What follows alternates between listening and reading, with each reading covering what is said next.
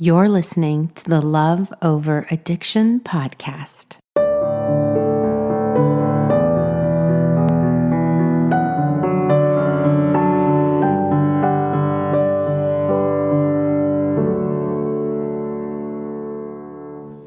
Hello. So today I'm going to try and keep it short, and we're going to talk about the feelings you have about yourself when you love someone struggling with addiction. So y'all know I've been doing this for, 12 years, over 10 years. And there is a consistent issue that I hear from you all that I once could relate to as well. And that is, when you love someone struggling with addiction, it becomes very easy at times to start to hate yourself. Now, if we were all together in a room and I said, hey, everyone raise your hand who hates addiction, every single person, every single one of us would raise their hand, right? But what if I asked you, how do you feel about yourself? Is there any self-loathing going on? Is there some negative beliefs about yourself that we need to reevaluate? Are there feelings of guilt that you're staying in an unhealthy relationship? Are there feelings of hopelessness? Or are there feelings of being lost and not knowing what to do, where to go, how to get out of this, how to see your way through this, how to come out on the other side? All right, so if that's you, then I want to talk to you today, because the feeling of guilt and self-loathing and hate is really common when we love someone struggling with addiction, because we judge ourselves for putting up with their shenanigans.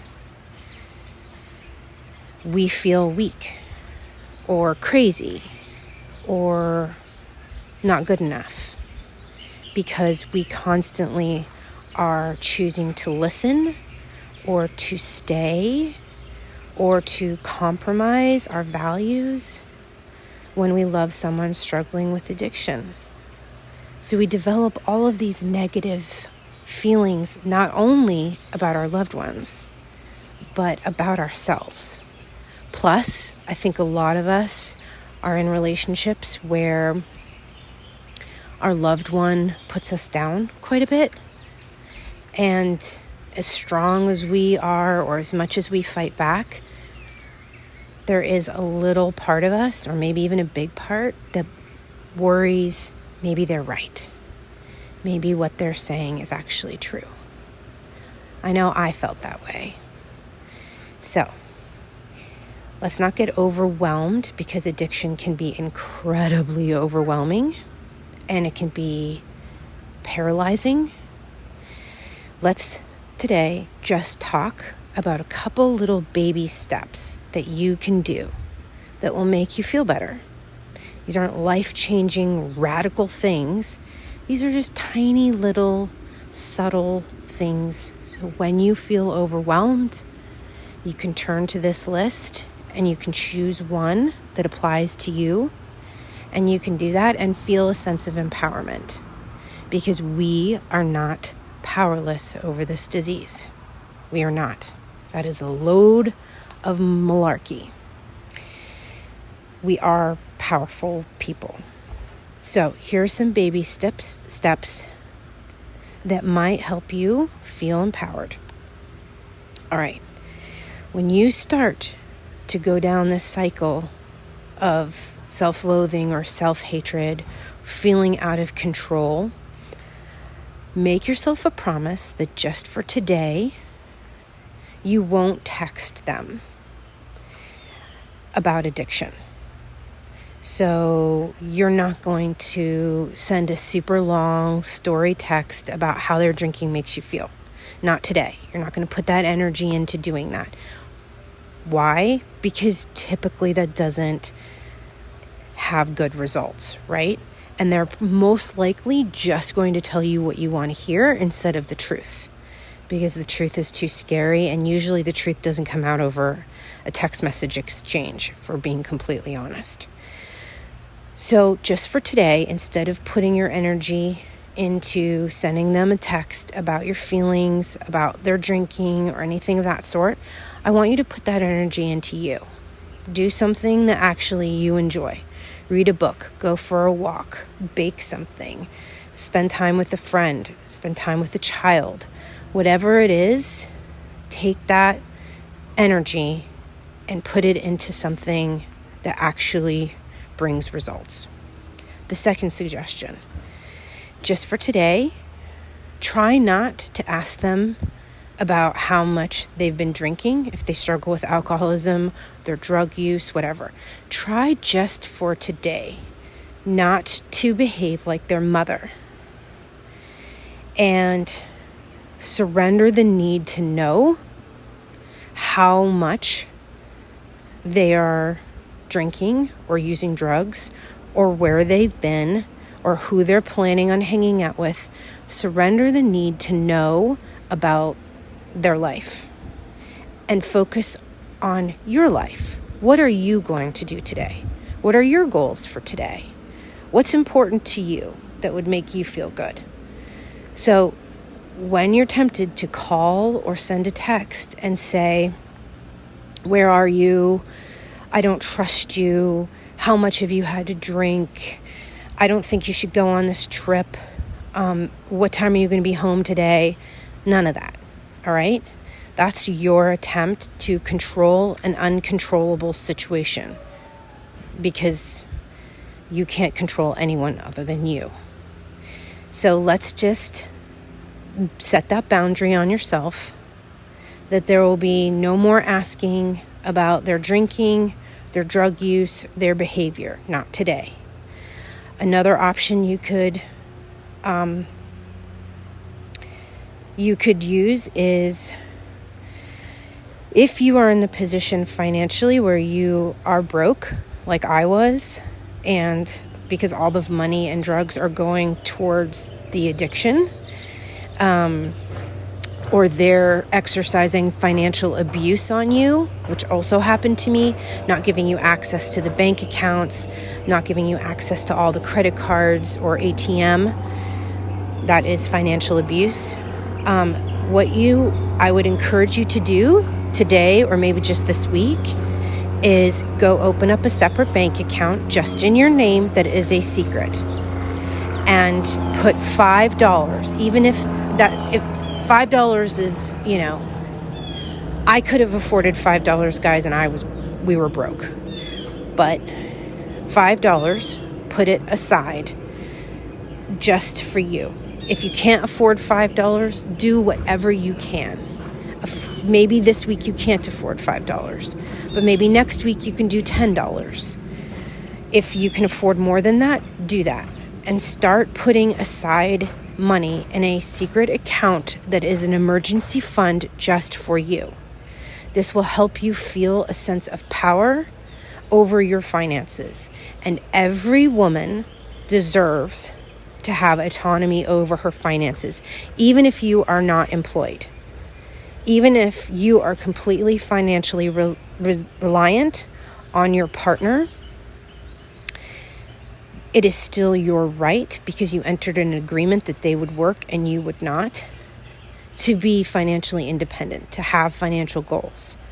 So this is very important. Financial awareness is incredibly important. You guys, I was very negligent and very naive and a traditionalist in the worst sense, and thought, I'll just leave it to my husband to take care of the bills. Big mistake. After I left, I was responsible for half of our debt in accounts that I did not even know about.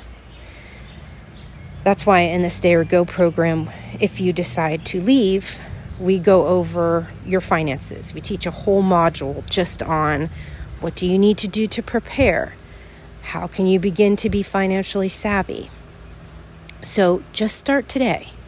$5. Even if you don't want to open up a bank account, put it in a cookie jar that is not within their reach or eyesight.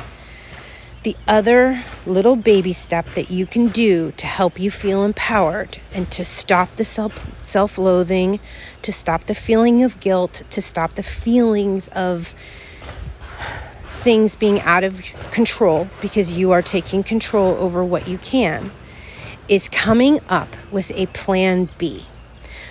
So I know a lot of you want to stay in your relationship. I get that. I understand. I did too. I am not here to convince you that leaving is the right answer for you. We all need to answer that question of whether we should stay or go on our own, right? But if you are planning on staying and you are feeling powerless and you are feeling bullied by this disease, I want you to consider in your mind, in your imagination, you don't even need to write it down if it's unsafe for you to do so, a plan B. You might never exercise it for the rest of your life, but at least you know that if you are in a dangerous situation or you just are at your breaking point, that you have thought of a plan B. You have it in your back pocket if you need it. Now, this could be something where you have a conversation with a family member and you say, if I were to leave at any point in time, would it be okay if I used your spare bedroom? And then working through that. What furniture would you need? Would you need to get employment? Where would your kids be going to school? I know all of these seem very overwhelming. I was in your place. But you can figure this out. If you are willing to just go through a little anxiety, a little worry, you can actually work through that and come up with some very logical, realistic answers. Now, for me, my plan B ended up having to be calling shelters because I wasn't prepared to let my family in on what I was going through. I was too embarrassed to tell them how bad it had finally got. So that could be part of your solution. And there is nothing wrong with utilizing the help that is out there. There's no embarrassment or shame about that. So just start thinking about what it is that you could do for a plan B. Play around with that. In your spare time, instead of sitting there worrying about where they are or how you're going to help them or coming up with some diagnosis of whether they're narcissists or gaslighting or they're truly an addict or whether they're struggling with this disease or that disease, instead of trying to figure them out, try to figure out a future without them. Just entertain it. I'm not suggesting it. I'm saying just entertain it. Because the more you think through that, the less you feel trapped in your relationship. And the less you feel like you're stuck. The more the illusion of I have to stay because I have no other options, the more that illusion starts disappearing, fading, and the reality begins to show up, which is there are always options, and we do control our future, and we do have choices in our lives.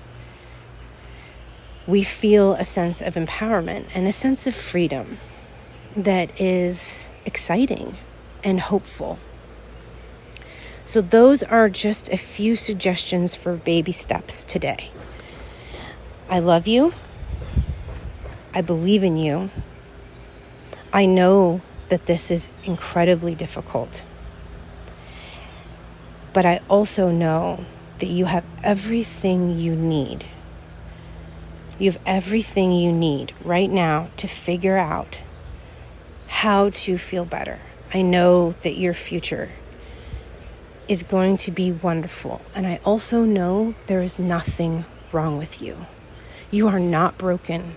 You do not need some big overhaul of your personality. You don't need to change 12 different things about yourself in order to be lovable or likable or be better. You are good and brilliant and kind and loving just as you are. It's this disease that is giving you a distorted image of yourself. It is selling you lies. And unfortunately, you've been with this person for too long that you're starting to believe them. And I want to be that voice in your head that is louder than the voice of addiction that says, they are lies. You are wonderful. And you would make a good partner to anyone who is sober and healthy and loving. I promise. So believe in yourself. Start to listen to a kinder, more gentle voice that lovingly reminds you that you are not powerless over this disease of addiction. I'll talk to you next week. This podcast is created for your support, encouragement, and entertainment with my personal thoughts and beliefs. We are bonded together by the fact that we love someone suffering from addiction. This is not intended as a substitute for therapy or advice from a professional.